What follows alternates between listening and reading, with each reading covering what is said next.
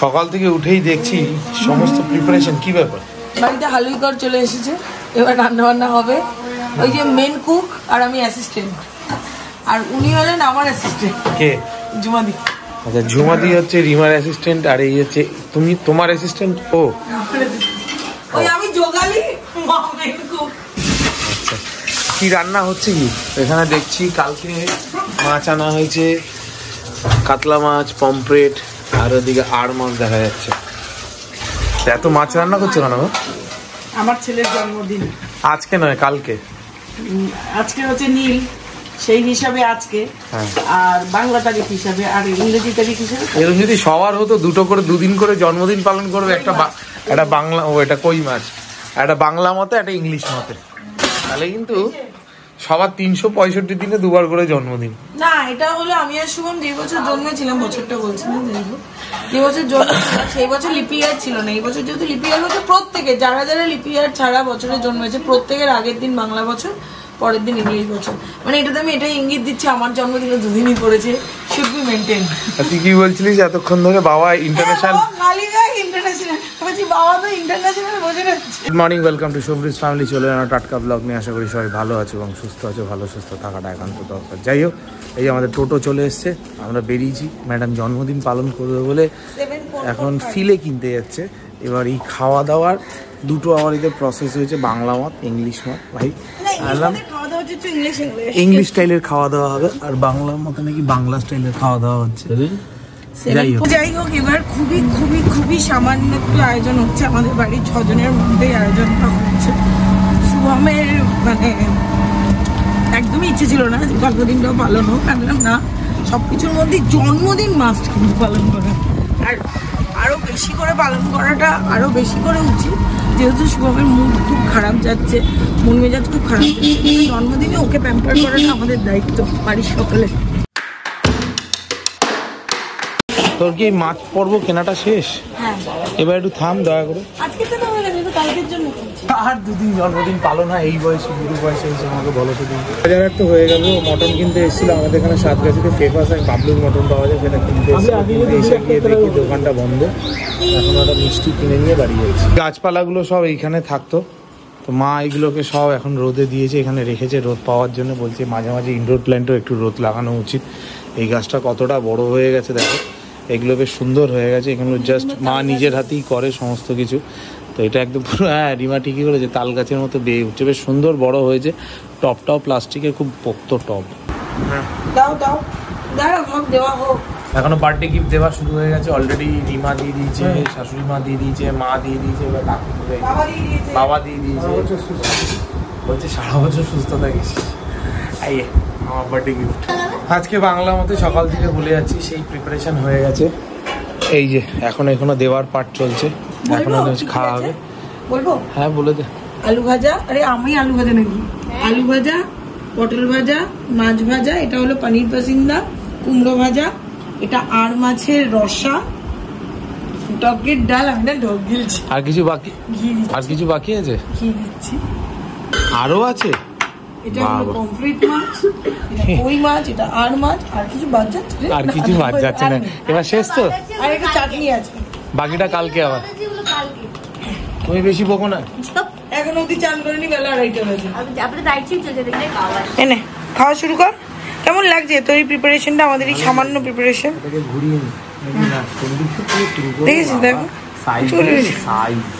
সুদূর ব্যাঙ্গালোর থেকে Poulami birthday gift পাঠিয়েছে 2-3 দিন আগেই চলে এসেছে। আমি ঠিক করেছিলাম বার্থডের দিন দেখাবো কালকে, ও বললো আজকেই দেখা। দুটো পার্সেল।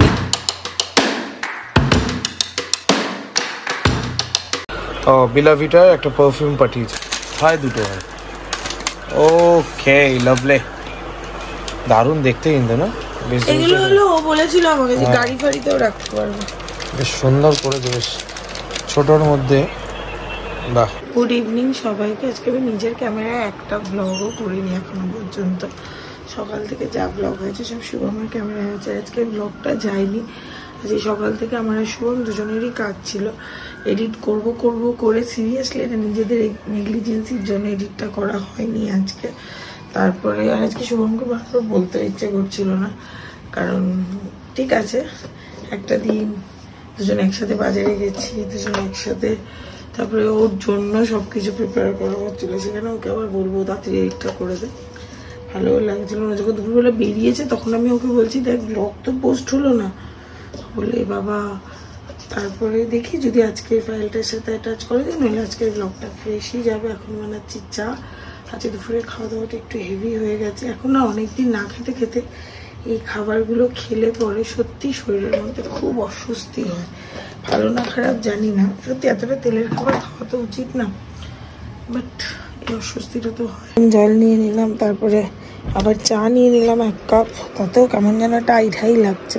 তখন তো আমি বেরিয়ে গেছিলাম, বেরিয়ে কাজকর্মগুলো সারলাম, 2-একটা কাজ ছিল সেগুলো ক্লায়েন্ট মিট ছিল সেগুলোকে কমপ্লিট করলাম, করে এখন আমার বাড়ি থেকে যাচ্ছি। বাড়িতে গিয়ে একবার যেতে হবে হয়তো প্যান্টলুন্সে, কারণ আমার শাশুড়ি মা যে প্যান্ট দুটো কিনেছিল বোঝা যায়নি, উনি খুব মানে প্যান্ট দুটো দেখতে অসাধারণ, মানে জিন্সের প্যান্টটা কালার দুটো খুব ভালো ছিল, বাট একটু লুজ হচ্ছে, তো ওটাকে আবার এক্সচেঞ্জ করতে যেতে হবে। তো আমি রিমাকে বললাম তুই রেডি হয়ে থাক, আমি আসছি, আবার ওখানে যাবো। বাড়িতে এসে গেছিলাম, এসে এবার জাস্ট বেরোচ্ছি রিমার সাথে ওই প্যান্ট দুটো ঠিক করাতে।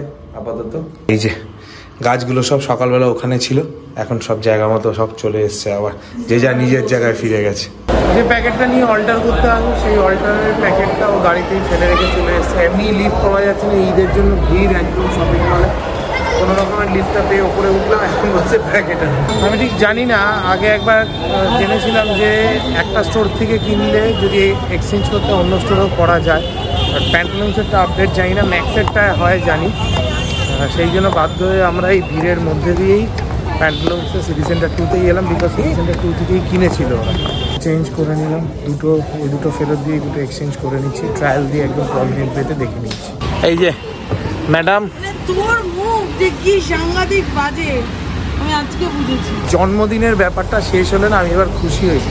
রিমা যা শুরু করেছে, এখন কেক নিল, কালকের জন্য ফ্রাইয়ের ফিলেট নিয়ে নিয়েছে, মাটন নিয়েছে। ফাইনালি আমি সময় পেয়েছি আমার মার তরফ থেকে যে সোনাই আর আমার জন্য মানে পয়লা বৈশাখের জিনিস ওটা কিনতে যেতে। এখন বাজে রাত্রিবেলা 10:45 বেজে গেছে।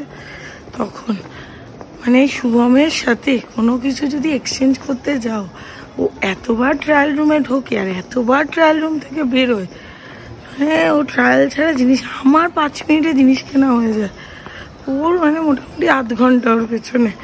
আর ওই চিনার পার্কের জ্যাম যে কি বাজে অবস্থা, যাই দেখি বাছা বুচা কি পাই। নিয়েছি দুটো কি যেন বলে কুর্তি, কালকে যদি পারি দেখি অল্টার করে নেবো কোথা থেকে, যদি না পারি তো পরে করাবো।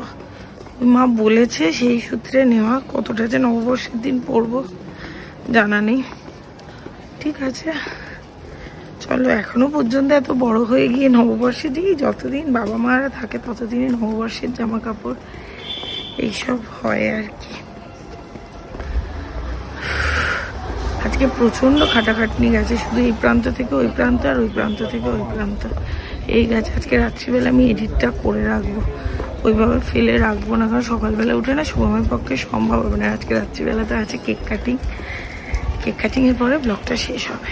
আর 2 মিনিট বাকি, সব জন্মদিন সেলিব্রেট করবে বলে উপরে কেক ফেক নিয়ে রেডি হয়ে বসে আছে, এখনো ফোন করেনি, দেখছি আমি কতক্ষণে আসি। এই যে সব কেক নিয়ে বসে আছে, 12টা বেজে গেছে, না 12টা বাজতে এখনো 1 মিনিট বাকি, রেডি হচ্ছে। এই যে আমার ম্যাডাম কেক এনেছে, বলছে এটা আমার মতো দেখতে, তো এখন এরা সব এখানে আমার বার্থডে সেলিব্রেট করার জন্য একদম সব রেডি হয়ে বসে আছে, কতক্ষণে আমার বার্থডে সেলিব্রেট হবে। কেকের সাথে সাথে পায়েসটাও রেডি হয়ে গেছে, পায়েসটাও খেতে হবে বলছে। আর এই যে উনি তো অলওয়েজ ইন্টারন্যাশনাল ড্রেসে থাকেন আমাদের সাথে। Happy birthday to you, happy birthday to you, happy birthday to দাদা ভাই, হ্যাপি বার্থডে টু ইউ।